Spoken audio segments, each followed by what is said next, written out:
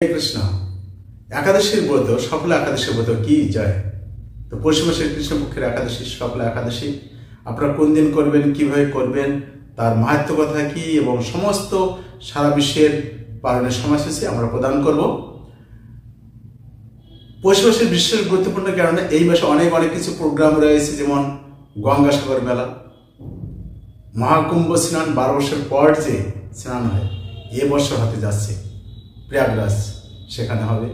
অর্থাৎ 10ই জানুয়ারি থেকে ফেব্রুয়ারির 10 তারিখ পর্যন্ত সেখানে আমরা থাকবো। বিভিন্ন রকম প্রোগ্রাম সেখানে হবে, বিশেষ করে নাম সংকীর্তন, প্রসাদ বিতরণ এবং গীতা যাত্রীদের বা যারা দর্শনার্থী আসবে তাদের মধ্যে গীতা দান প্রোগ্রাম, আমাদের বিভিন্ন প্রোগ্রাম হয়ে থাকবে। আপনারা সবাই আমন্ত্রিত। আর এই মাসের বিশেষ করে পৌষ মাসের কৃষ্ণপক্ষ একাদশী, সফল একাদশী আছে আগামী 10 পৌষ 26শে ডিসেম্বর বৃহস্পতিবার, অর্থাৎ 26শে ডিসেম্বর বৃহস্পতিবার আপনারা সুন্দরভাবে পালন করার চেষ্টা করবেন।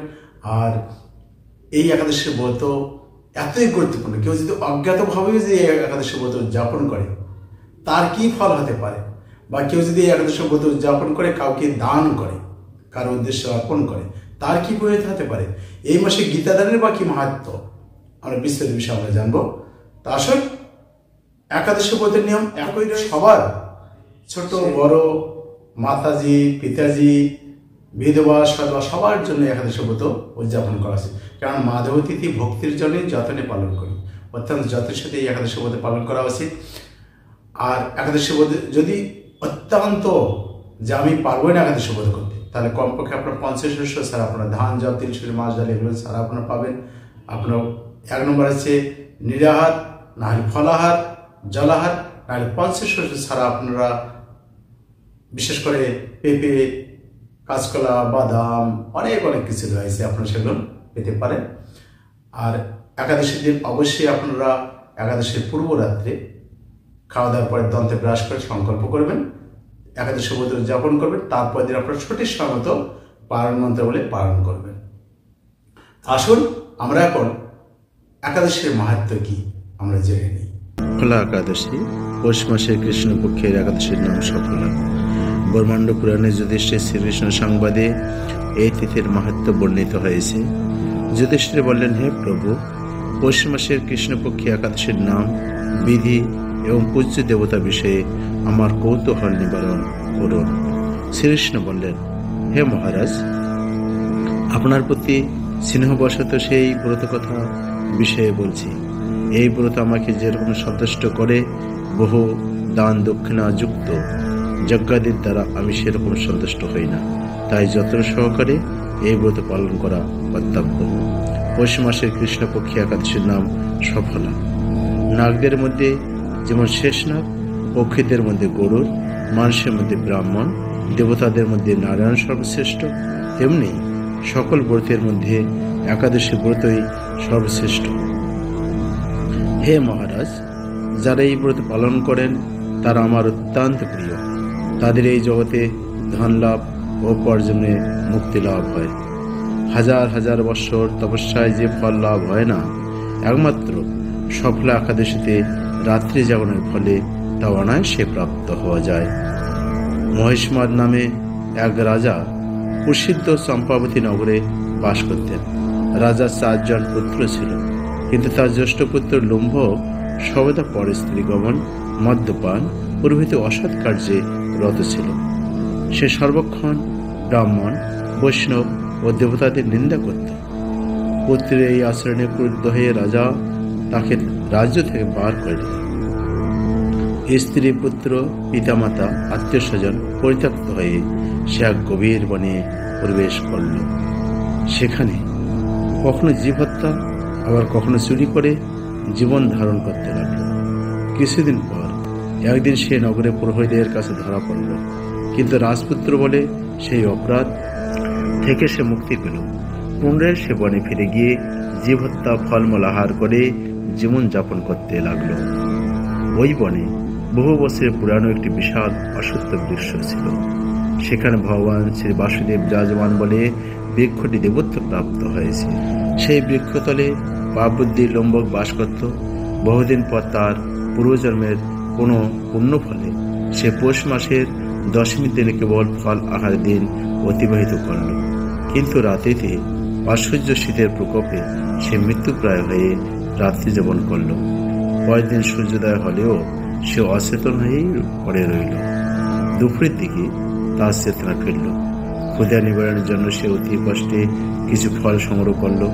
এরপর সেই বৃক্ষতলে এসে পুনরায় বিশ্রাম করতে লাগলো। রাত্রিতে খাদ্য অভাবে সে ক্রমশ দুর্বল হয়ে পড়ল। সে প্রাণ রক্ষার্থে ঈশ্বরের উদ্দেশ্যে ফলগুলি নিয়ে, হে ভগবান, আমার কি গতি হবে বলে অশ্রুপাত করতে করতে সেই বৃক্ষমূলে, হে লক্ষ্মীপতি নারায়ণ, আপনি প্রসন্ন হন বলে নিবেদন করল। এই বিষয়ে অনাহারে অনিদ্রায় সে রাত্রি যাপন করল। ভগবান নারায়ণ সেই পাপী লম্বকে রাত্রি যাপনকে একাদশী জাগরণ এবং ফল অর্পণকে পূজা বলে গ্রহণ করলেন। এইভাবে অজ্ঞাতসারী লম্বকে সফল একাদশী ব্রত পালন হয়ে গেল। প্রাতকালে আকাশে দৈববাণী হল, হে পুত্র, তুমি সফলা ব্রতের পূর্ণ প্রভাবে রাজ্য প্রাপ্ত হবে। সেই দৈববাণী শোনামাত্র লম্ভক দীপরূপ লাভ করল। তার পাপ বুদ্ধি দূর হল। সে পুনরায় নিষ্কটক রাজ্য লাভ করল। স্ত্রী পুত্র সহ কিছুকাল রাজ্য সুভোগের পর পুত্রের উপর রাজ্যের ভার দিয়ে সে সন্ন্যাস আশ্রম গ্রহণ করল। অবশেষে মৃত্যুকালে সে অশোক স্তম্ভ ভগবানের কাছে ফিরে গেল। হে মহারাজ, এভাবে সফলা একাদশী যিনি পালন করেন তিনি জাগতিক সুখ ও পরে মুক্তি লাভ করেন। এই ব্রতে যারা শ্রদ্ধাশীল তারাই ধন্য, তাদের জন্ম সার্থক, এতে কোনো সন্দেহ নেই। এই ব্রত পাঠ ও শ্রবণে মানুষের রাষ্ট্রীয় যজ্ঞের ফল লাভ হয়। তাহলে আমরা জানতে পারলাম যে একাদশীর কি মাহাত্ম্য। এমনই যে অজ্ঞাতভাবেই যদি এই একাদশী ব্রত উদযাপন করে, তার কোনো ইচ্ছা নেই, কোনো রুচি নেই, পাষণ্ডী ব্যক্তি যদি কেউ করে, তদুপরি সে ভগবত কৃপা প্রাপ্ত হবে। আর এই মাসে হচ্ছে গঙ্গাসাগর যে মেলা রয়েছে সেখানে হবে। কিন্তু 12 বছর পরে একটা প্রোগ্রাম হয়ে থাকে কুম্ভ, অর্থাৎ মহাকুম্ভ। অর্ধকুম্ভ কখনো হয় আর মহাকুম্ভ হয়ে থাকে। তো এবার মহাকুম্ভ হতে যাচ্ছে। মহাকুম্ভের স্নান 7 দিনে বা স্নান রয়েছে। ডিসক্রিপশন বক্সে সেখানে লিঙ্ক দেওয়া আছে যে আপনার কোন কোন দিন ডেট রয়েছে। আপনার যদি আসেন তাহলে সেখানে আসতে পারবেন। এবং আমাদের ইসকনের ক্যাম্প সেখানে রয়েছে। সেখানে আমাদের গীতাদান প্রোগ্রাম, বিভিন্ন কিছু প্রোগ্রাম হয়ে থাকবে। তো এখানে বলা আছে কেউ যদি স্নান করে, কেউ যদি দান করে, তার কি মাহাত্ম্য, এতই মহিমা এখানে বর্ণনা আছে যে কেউ যদি একবার স্নান করে তার 100 অশ্বমেধ যজ্ঞের সে ফল প্রাপ্ত হয়। এবং তার মানে পদ্মপাত্রের জলের মতন তাকে পাপ কোনো স্পর্শ করবে না। আপনারা যদি কেউ স্নান করে, স্নান করার সময় আপনারা যা মনে ইচ্ছা করে, যা বাঞ্ছা করে আপনি স্নান করবেন, সেটি আপনি প্রাপ্ত হবেন একমাত্র এই মহাকুম্ভ স্নানে। তো আপনারা অনেকে আসতে পারবেন, অনেকে আসতে পারবেন না। তো ডাইরেক্ট ইনডাইরেক্টভাবে আপনারা সেবা করতে পারেন। আপনার ডাইরেক্ট যদি আসতে পারেন, আপনি নিজ হাতে আপনারা এই প্রোগ্রাম অনুসরণ করতে পারেন বা গীতাদান প্রোগ্রাম অনুসরণ করতে পারেন। আর না হলে আপনার ইনডাইরেক্টভাবে, অর্থাৎ আমরা সেখানে যাবো, বিভিন্ন রকম প্রোগ্রাম আমাদের রয়েছে, আপনারা দান করতে পারেন। আপনাদের সামর্থ্য মতো আপনারা গীতাদান প্রোগ্রাম অনুসরণ করতে পারেন। যারা গীতাদান করবেন বলে ভাবছেন বা আমরা আশা করি আপনারা সবাই এই প্রোগ্রামে অংশগ্রহণ করুন, যাতে সবার মধ্যে এই গীতা জ্ঞান বিতরণ হয়। আর এই একাদশীর মাহাত্ম্য আপনি সুন্দরভাবে পালন করুন। এখন আসুন আমরা একাদশীর পালনের সময়সূচি আমরা প্রদান করি। হরে কৃষ্ণ। একাদশীর পালনের সময়সূচি যেহেতু 26 তারিখ একাদশী, এই জন্য 27 তারিখে সঠিক সময় আপনারা পালন করবেন। একাদশীর পরের দিন বাংলাদেশ 7টা 42 থেকে 10টা 6, পশ্চিমবঙ্গ 7টা 12 থেকে 9টা 50, দিল্লি 7টা 12 থেকে 10টা 38, বৃন্দাবন 7টা 12 থেকে 10টা 36, উত্তরপ্রদেশ 7টা 12 থেকে 10টা 23, মুম্বাই 7টা 12 থেকে 10টা 49, পুনে 7টা 12 থেকে 10টা 45, নাগপুর 7টা 12 থেকে 10টা 26, তামিলনাড়ু 7টা 12 থেকে 10টা 16, উড়িষ্যা 7টা 12 থেকে 9টা 58, বিহার 7টা 12 থেকে 10টা 2, ছত্তিশগড় 7টা 12 থেকে 10টা 14, মেঘালয় 7টা 12 থেকে 9টা 38, আসাম 7টা 12 থেকে 9টা 39, ত্রিপুরা 7টা 12 থেকে 9টা 39, মিজোরাম 7টা 12 থেকে 9টা 31, মণিপুর 7টা 12 থেকে 9টা 29, নাগাল্যান্ড 7টা 12 থেকে 9টা 27, অরুণাচল প্রদেশ 7টা 12 থেকে 9টা 33, সিকিম 7টা 12 থেকে 9টা 53, অন্ধ্রপ্রদেশ 7টা 12 থেকে 10টা 7, গোয়া 7টা 12 থেকে 10টা 42, কর্ণাটক 7টা 12 থেকে 10টা 27, কেরালা 7টা 12 থেকে 10টা 29, জম্মু কাশ্মীর 7টা 31 থেকে 10টা 51, আন্দামান নিকোবর 7টা 12 থেকে 9টা 26, নেপাল 7টা 27 থেকে 10টা 20, ভুটান 7টা 42 থেকে 10টা 18, শ্রীলঙ্কা 7টা 12 থেকে 10টা 14, মালদ্বীপ 6টা 42 থেকে 10টা 8, মায়ানমার 8টা 12 থেকে 10টা 17, উত্তরাখণ্ড 7টা 12 থেকে 9টা 53, রাজস্থান 7টা 21 থেকে 10টা 51, গুজরাট 7টা 22 থেকে 10টা 56, মধ্যপ্রদেশ 7টা 12 থেকে 10টা 30, হিমাচল প্রদেশ 7টা 19 থেকে 10টা 41, 14, সিঙ্গাপুর 9টা 42 থেকে 11টা 5। এটা আপনাদের যারা প্রিয়জন আছেন, অন্যান্য ভক্তরা আছেন, তাদেরকে সবাইকে শেয়ার করবেন যাতে সবাই সঠিক সময়ে পালন করতে পারে। এবং অনেকে হয়তো বাইরের দেশে রয়েছেন, তাদেরকেও আপনারা অবগত করাবেন। অবশ্যই 26 তারিখ একাদশী, 27 তারিখ সঠিক সময় পালন করবে। ধন্যবাদ আপনাদের সবাইকে। তাহলে আমরা জানতে পারলাম একাদশীর মাহাত্ম্য, কুম্ভ মেলা, আপনারা আসবেন কুম্ভ মেলার কথা। তো পালন আপনার নিজ নিজ জায়গায় সঠিক সময় আপনারা পালন করবেন।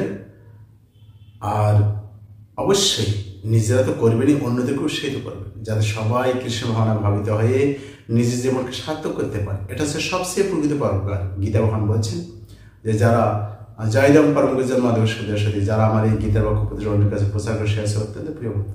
অর্থাৎ ভগবানের কথা, ভক্তরা ভগবানের কথা একে অপরে আদান প্রদান করে তার সুখী হবে। কথা মামনিতম তো শান্তি চালাবান দিচ্ছে। ভগবানের ভক্তরা কথা শুনে, কোন কথা? ভগবত কথা। আপনারা সবাই ভালো থাকুন, সুস্থ থাকুন, কৃষ্ণ ভাবনাময় আপনারা ভাবিত হয়ে আপনাদের জীবনকে উৎসর্গ করছেন, বা অনেকে ভক্তিযোগ যাজন করছেন, বা অনেকে করার চেষ্টা করছেন। তো এইভাবে মাধব তিথি যেগুলো অবশ্যই আপনারা পালন করবেন, অন্যদেরকে উৎসাহিত করবেন, সবাইকে কৃষ্ণ ভাবনায় যুক্ত করুন। কোনো কিছু প্রশ্ন মন্তব্য থাকলে অবশ্যই আমাদের সাথে যোগাযোগ করুন বা কমেন্ট করবেন।